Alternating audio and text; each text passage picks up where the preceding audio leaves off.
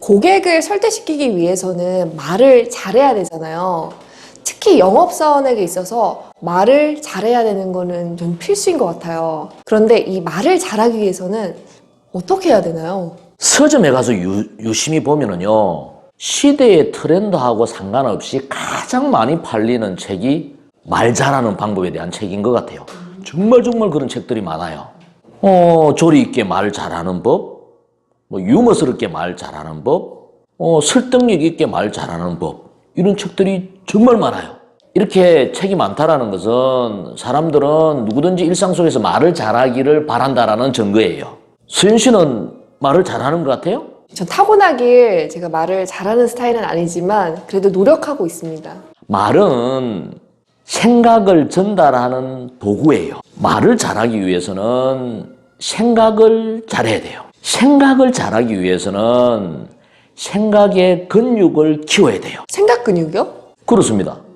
몸의 근육을 키워야 힘을 쓸 수 있듯이 생각의 근육을 키워야 말을 잘할 수 있다는 거예요. 그러면 생각을 키우기 위해서는 어떻게 노력을 해야 되죠? 여러 가지 방법이 있을 거예요. 저는 독서를 하는 게 중요하다고 생각을 해요. 수연 씨는 한 달에 몇 권의 책을 읽어요? 저는 많이 읽지 않습니다. 저는 생각 근육을 키우기 위해서는 일주일에 한 권 정도는 책을 읽어야 된다고 생각을 해요. 책을 정독을 해서 읽으면은 책 한 권을 읽는데 걸리는 시간이 한 5시간에서 좀 전문적인 그런 서적들 한 10시간 정도 걸릴 거예요. 그렇게 따지자면은 하루에 1시간 정도는 책을 읽어야 된다는 거예요. 책을 통해서 정보를 얻는 거예요.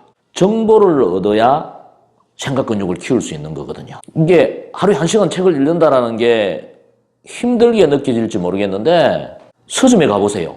다 책 읽는 사람들만 있어요. 술집에 가면 다 술 마시는 사람들만 있거든요. 의외로 책을 읽는 사람들이 많아요. 그래서 생각 근육을 키우는 데 있어서 첫 번째는 독서예요. 두 번째는 글 쓰는 연습을 하는 거예요. 독서를 통해서 정보를 수집을 해서 나의 생각이 더해져야 돼요. 그래야 생각 근육이 만들어지는 거거든요. 그래서 글 쓰는 연습을 함으로 해서 생각 근육을 키울 수 있어요.